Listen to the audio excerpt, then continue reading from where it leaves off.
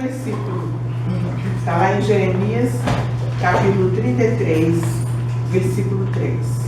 Que diz assim: clama a mim e responder-te-ei, e anunciar-te-ei coisas grandes e firmes que tu não sabes. Eu vou repetir. Clama a mim e responder-te-ei, anunciar-te-ei coisas grandes e firmes que tu não sabes. Esse versículo, ele está no contexto de uma história que aconteceu à nação de Israel, especificamente na cidade de Jerusalém, quando o exército de Nabucodonosor cercava a cidade de Jerusalém. E eles foram levados cativos para a Babilônia. E foi nesse momento em que Jeremias estava preso no pátio da guarda, que a palavra do Senhor veio a ele, e o Senhor disse a Jeremias: clama a mim e responder-te-ei. Deus estava dizendo isso à nação de Judá, porque ela foi dividida em dois reinos: reino de Judá, o reino do norte, Israel, de Judá, e reino do sul. A capital era a mesma Jerusalém de hoje, que tinha sido completamente destruída. Da mesma forma, Deus trouxe você aqui hoje para te dizer: clama a mim e eu vou te responder. Amém. Mas o interessante é que quando a gente abre a Bíblia no livro de Jó, no capítulo 30, versículo 20, nós vemos que está escrito uma coisa assim: clamo a ti, mas tu não me respondes. Em outra versão: estou em pé, mas para mim não atenta. E no Salmo 22:2 diz assim: Deus meu, eu clamo de dia e não me respondes. Também de noite, porém, eu não tenho sossego. Quem está dizendo isso a Deus é Jó. Lá em Jó, capítulo 30, versículo 20. Clamo a ti, mas tu não me respondes. Estou em pé, mas para mim tu não atentas. Aquele servo de Deus que oferecia holocaustos e ofertas, mesmo sem ser necessário, porque ele dizia em seu coração: olha, talvez os meus filhos, que sempre estão dando banquetes, tenham pecado contra Deus. E Jó oferecia holocaustos a Deus, pedindo perdão pelos possíveis ou prováveis pecados que talvez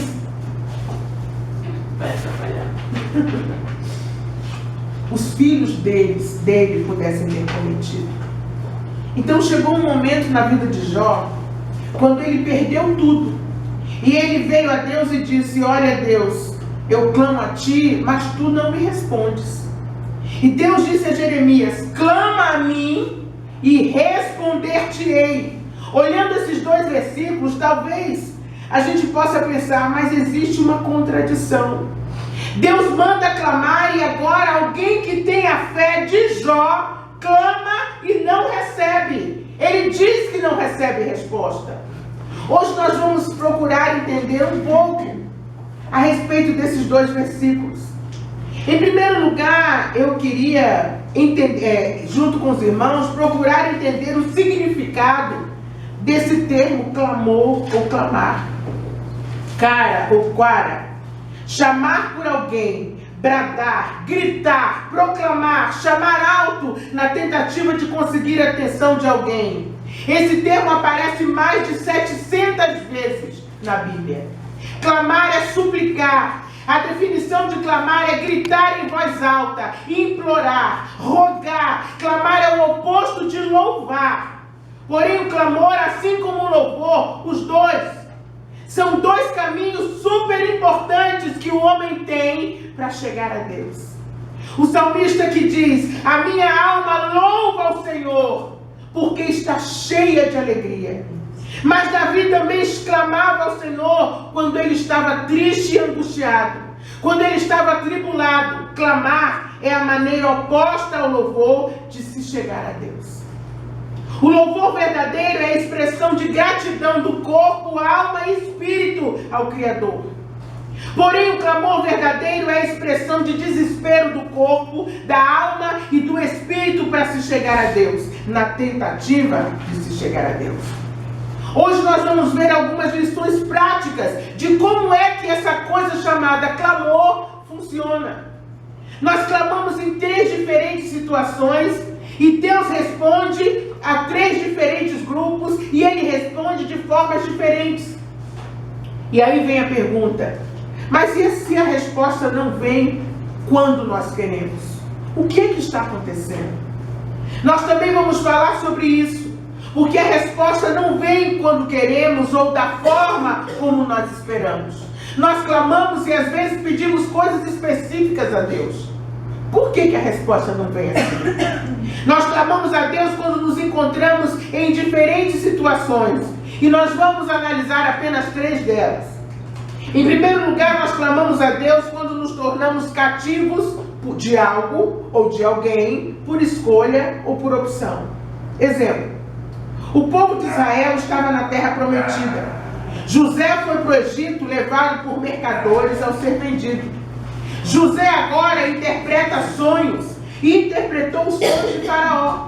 Tornou-se governador do Egito. Veio a fome em Belém, na terra de seus pais, e sua família foi para o Egito. Terras foram dadas à família de José e aquele povo foi muito abençoado.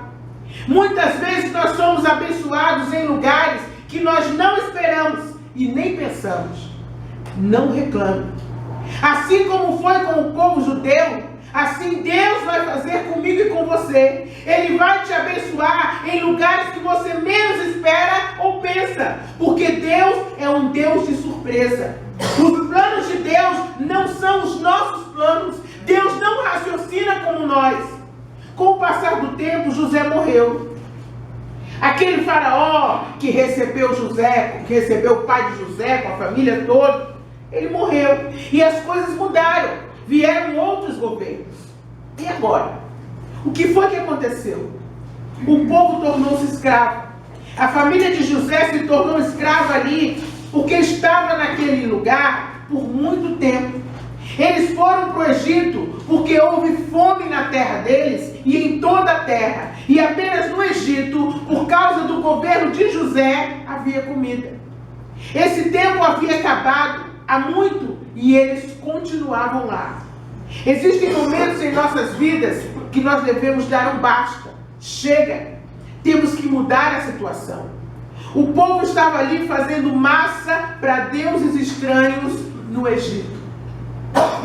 Eles estavam ali por... Muitas vezes nós estamos em determinados lugares por opção. E nós dizemos a Deus que não temos escolha. Mas muitas vezes Deus quer que a gente se levante, tome uma posição na vida e siga em frente. E muitas vezes nós estamos em lugares que não gostamos, que achamos que as coisas não vão dar certo, porque nós deixamos de tomar uma posição diante de Deus, deixamos de nos levantar e fazer algo por nós mesmos. As coisas foram piorando para eles, mas eles nem pensaram na opção de voltar para a terra deles. A terra prometida não se chamava Egito, a terra prometida se chamava Israel. A sua terra prometida não é o estado em que você se encontra. A sua terra prometida não é o lugar em que você está chorando e sofrendo agora. Deus já tem falado com você, mas você continua chorando e sofrendo no mesmo lugar, na mesma situação, com o coração voltado para a mesma coisa. Quando nos sentimos presos, cativos a uma situação, nós clamamos a Deus, assim como fez o povo de Israel, que estava sendo escravizado no Egito, estava preso àquela situação. Em segundo lugar, nós clamamos a Deus quando estamos em dúvida e muitas vezes em desobediência. Veio a palavra de Deus a Jonas, dizendo: Jonas, levanta-te, vai para a grande cidade de Nínive e clama contra ela, porque a sua malícia subiu até mim. Ao invés de ir e cumprir o que Deus ordenara, o que foi que Jonas fez? Ele fugiu de medo. Ao invés de pegar um barco para ir para Nínive, ele pegou um barco e foi para Tarsis. O que Jonas fez? Ele desobedeceu a Deus. Muitas vezes nós fugimos de Deus, desobedecemos ou procrastinamos as coisas que Deus quer que nós façamos, e aí a gente continua chorando porque a gente não teve coragem ou teve medo de se levantar e fazer o que nós sabemos que Deus quer que nós façamos. Creio que todos conhecemos a história de Jonas. Veio a tempestade, o barco jogou, atirou Jonas no mar, veio um grande peixe, engoliu Jonas, e agora Jonas estava naquela situação, dentro de um enorme mamífero, e ali ele começou a clamar a Deus. Mas por que ele teve que clamar a Deus?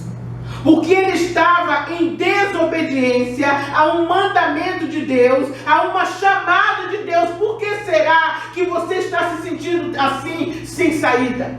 Como dentro de um mamífero, sem qualquer tipo de esperança. Por que será? Será que Deus tem mandado você fazer alguma coisa e você está procrastinando?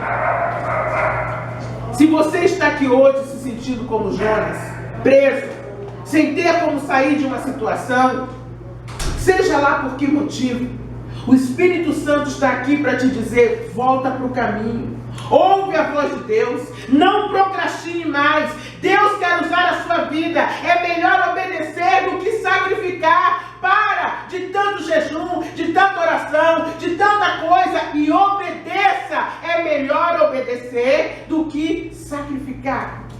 Jonas clamou a Deus nas profundezas e foi ouvido por Deus.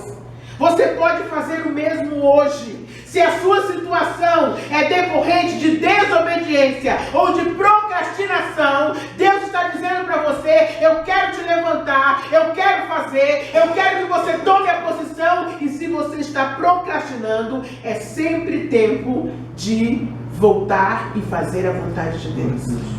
Em terceiro lugar, a terceira situação em que clamamos é quando estamos doentes ou quando nos sentimos injustiçados. Nessas situações, nós nos sentimos frágeis e nós nos sentimos como quem não tem escolha. O que fazer? Então eu me lembro daquele cego de Jericó que estava à beira da estrada, à beira do caminho. O que ele poderia fazer? Os médicos não tinham recursos para solucionar o problema dele. Ele não tinha escolha. Ele nasceu daquela forma. Ele não tinha culpa. Outros ficaram nessa situação com algum tipo de problema físico ou espiritual por acidente. E quando nos encontramos nessa situação, nós abrimos as nossas bocas e clamamos. Se você hoje se encontra em uma dessas situações, não se sinta envergonhado de forma alguma. Clame. Clame. Sabe por quê? Porque existe um Deus imutável que está sentado no trono. Ele está aqui hoje para ouvir o seu clamor. Abra a sua boca. Ele não vai deixar você sem resposta. Abra o seu coração e coloque a sua necessidade diante dele. Ele está aqui hoje para ouvir o seu clamor. Abra o seu coração e a sua boca. Clame ao Senhor. Deus está dizendo a você o mesmo que ele disse a Jeremias: clama a mim e responder-te-ei. A quem será que Deus responde? Em primeiro lugar, Deus responde a um clamor individual. Ele ouve a voz de uma pessoa que clama. Lembre-se disso. Deus responde a você. Ele responde àquela pessoa que está ao seu lado, aquela pessoa de quem você não gosta também, porque Deus é diferente de mim e de você. Ele não faz acepção de pessoas. Quando você começar a clamar, lembre-se disso. Aquela pessoa de quem você não gosta, aquela pessoa que te aflige, aquela pessoa que chateia a tua vida, Deus também ama aquela pessoa. Ele não vai fazer acepção de pessoas. Então, quando você clamar, antes de se sentir injustiçado, clame também por ele ou por ela. Às vezes nós não nos encontramos em lugares e situações em que nós nos sentimos à vontade. E às vezes nos sentimos sós. Há situações que atravessamos nas quais não temos nem a quem pedir ajuda. Nessa hora é que nós temos que levantar um clamor. E não pensar em desistir. E não achar que estamos sozinhos. Ele vê tudo. Ele sabe tudo. Ele conhece a sua solidão. Ele conhece o seu clamor. Ele conhece as suas necessidades. Deus não falha. Deus não falha. O Deus que age nas coisas pequenas é o mesmo Deus que age nas coisas grandes. O Deus que responde a pequenas coisas é o mesmo Deus que também alimenta o pardal. É o mesmo Deus que abre o mar vermelho. É o mesmo Deus que abre para que você passe, para que eu passe. Ele também é o mesmo que desbarata um exército. Ele é o mesmo e é todo poderoso. É esse o Deus que está ao seu alcance. Amém. Clame a Ele. Clame a Ele. Clame a mim e responder-te-ei. Anunciar-te-ei coisas grandes que tu não sabes. Em segundo lugar, Deus atende ao clamor de um grupo de pessoas. Deus responde também a uma família, a um grupo que busca a face dele, a uma igreja, a uma cidade. Deus atende ao clamor da igreja. Lá em Atos capítulo 12, versículo 5, está escrito que Pedro era guardado na prisão. Mas diz também que a igreja fazia contínua oração por ele, a Deus. Nos versículos 7 seguintes está escrito que o anjo do Senhor apareceu a Pedro na prisão, despertou, e caíram então as cadeias de Pedro. Pedro foi solto e foi à casa de Maria, mãe de João, onde muitos estavam reunidos e oravam. O guarda de Israel não dorme. Pedro dormia, mas o guarda de Israel não dorme. Ele sempre responde ao clamor. O terceiro grupo de pessoas a quem Deus responde é a uma nação. Deus responde ao clamor de uma nação quando ela clama, unida. No capítulo 3 do livro de Jonas, está escrito que Deus falou com Jonas uma segunda vez, e ele foi até Nínive como Deus mandara inicialmente, e pregava assim: ainda 40 dias e Nínive será subvertida. Ele anunciava a destruição da cidade de Nínive.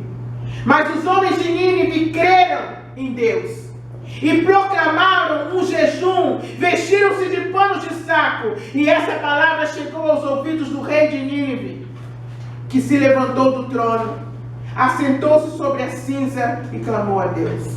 E o capítulo 3, versículo 8 diz que eles levantaram um forte clamor a Deus e disseram: quem sabe ele se voltará a Deus para nós e se arrependerá e se apartará do furor da sua ira, de sorte que não pereçamos. E o versículo 10 diz que Deus se arrependeu do mal que tinha dito lhes faria e não fez. E você já desistiu? Clame, clame a Deus. Ele quer e vai mudar a sua vida. Não desista, continue. Deus ouve o clamor, Deus ouve a sua voz. Deus também ouviu o clamor do povo de Israel quando se encontrava cativo no Egito, e mandou um libertador chamado Moisés, que é uma figura de Jesus. Isso é prova de que Deus responde ao clamor de uma nação. Deus responde ao clamor de um grupo, de uma família. Deus responde ao clamor de uma igreja. E Deus responde à sua oração individualmente. Mas a resposta de Deus, ela nem sempre vem como nós queremos ou esperamos. Nem sempre ela vem na hora ou da forma que nós queremos. A primeira forma que Deus responde é de uma forma demorada. Ninguém gosta desse tipo de resposta. Todo ser humano quer tudo na hora, ou quando muito para o dia seguinte. O melhor ainda é providenciar tudo para ontem, se puder. Mas o povo de Israel clamou por muito tempo. Depois da morte de José, até chegar a Moisés, com a mensagem de libertação, o povo esperou muitos anos. Você veio aqui hoje e está clamando há alguns anos. Saiba que a memória de Deus, ela é eterna e permanente. Não é como a minha e a sua. Ele sabe aonde você está. Ele sabe até onde você pode ir. E Ele está enviando a resposta para o seu problema. Talvez não tenha vindo quando você mais desejava. Talvez não tenha vindo como você queria. Mas Ele ouviu. A memória dele é eterna, Ele não esquece de você e Ele vai responder a sua oração. Deus nunca vai deixar de te dar uma resposta. Dependendo do seu clamor, do objeto do seu clamor, a resposta pode vir na próxima geração, mas ela sempre vem. Não vai deixar você sem resposta. O segundo tipo de resposta é aquela que vem após um período médio de tempo. Eu sei que as pessoas gostariam de ouvir que eu dissesse aqui que Deus responde na hora. As pessoas gostam de dizer que Deus vai responder bem rápido, mas não é isso que a gente aprende na Bíblia. Às vezes Deus demora alguns dias, uma semana, um mês, é uma resposta média. Ao lermos de um tempo médio de espera, ao lermos a história de Jonas, nós vemos que ele ficou no ventre da grande baleia por 3 dias. Passou o primeiro dia, o segundo dia, e no terceiro dia, o versículo 2 do capítulo 2 de Jonas diz: clamou ao Senhor e Deus respondeu a ele do ventre do inferno. Ele gritou e Deus ouviu a voz dele. Jonas diz que foi lançado de diante dos olhos de Deus e que o abismo rodeou. Segundo ele, no versículo 6, ele diz que os ferrolhos da terra correram-se sobre ele. Imagine como esse moço se sentiu. Talvez hoje você esteja se sentindo como Jonas, tirado de diante dos olhos de Deus, fechado dentro dos seus problemas, que para você são como um abismo. Talvez você pense que Deus tenha passado os ferrolhos para que você nunca mais saia deles. Seus problemas emocionais, seus problemas espirituais, até a dor física, no ventre do inferno. E você pode ter dito que essa é a sua última tentativa, que você veio aqui hoje para que Deus fale com você, ou então você pensa em desistir de tudo de uma vez por todas. Mas você veio aqui hoje, ao contrário do que você pensa, trazido pelo Espírito Santo de Deus, que te diz: não desista, eu estou ouvindo o seu clamor, eu vou responder a sua voz. Deus está dizendo para nós hoje que Ele vai responder orações que aos nossos olhos parecem impossíveis. Talvez tenha passado um tempo, mas Deus está aqui e está ouvindo o que você tem dito. Levante a sua voz e clame a Deus, porque Deus ouve o seu clamor. A terceira forma de resposta, ou o terceiro tipo de resposta, é aquele que vem imediatamente. Eu nunca esqueço que eu fui missionário na França e o visto tinha que ser renovado de tempos em tempos. Então eu tinha que ir a um departamento, levar a minha carta de séjour e lá eles carimbavam. Mas acontece que nós estávamos em missão fora da França. E tinha passado um dia, porque por problemas de transporte e também porque a gente não pode voltar do mundo árabe assim a toda hora, eu voltei para a França um dia depois. E nós oramos, clamamos, jejuamos, porque o mais certo era que eu retornasse para o Brasil e não tivesse o visto renovado. Porque é uma condição, você tem que ir até aquele dia ou naquele dia. Se você não for, não tem jeito.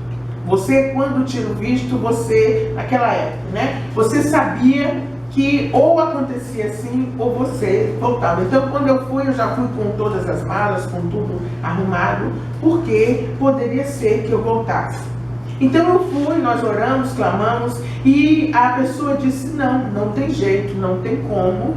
E eu lembro que eu sentei e comecei a chorar e a orar. Eu não disse nada. Eu sentei, orei, só que a pessoa estava me vendo de onde ela estava. Então ela levantou, saiu de dentro era um escritóriozinho, todo de vidro, olhou para mim, bem dentro dos meus olhos e disse: vem, eu vou renovar o seu visto. Então Deus, Ele respondeu imediatamente. Às vezes Deus faz isso. Deus faz o impossível. E o interessante é que à minha volta eu via pessoas saindo chorando. Eu via pessoas sentadas, desoladas, com aquele papel na mão. mas Deus não deixou de ouvir o meu clamor. Às vezes Ele ouve na hora, mas às vezes a gente espera por anos e anos e anos. Mas a gente pode escolher como a gente vai esperar. E mais uma vez eu vou citar o cego de Jericó. Lá em Marcos capítulo 10. Quando o cego de Jericó ouviu falar que era Jesus que se aproximava daquele lugar, ele começou a clamar. O versículo 48 diz que muitos o repreendiam. Às vezes a gente não recebe a bênção porque a gente espera na pessoa errada. Clama e roga ajuda da pessoa errada. Mas aquele homem clamou a plenos pulmões a quem podia ajudá-lo: Jesus. E ele clamava: Jesus, filho de Davi, tem misericórdia de mim. Aquela voz saiu como um torpedo, como um míssil em direção a Jesus. Quando você precisa de alguma coisa, sempre vem oposição para tentar te impedir de alcançá-la. Mas quando você está em desespero, ele clama de todo o coração, com toda a sua alma, corpo e espírito. Deus ouve e responde: que queres que te faça? Perguntou Jesus. Jesus não disse: volta amanhã, ou ainda, você está curado, vai ser curado em 3 dias, ou ainda, lava o teu olho com lodo. Não, ele curou na mesma hora.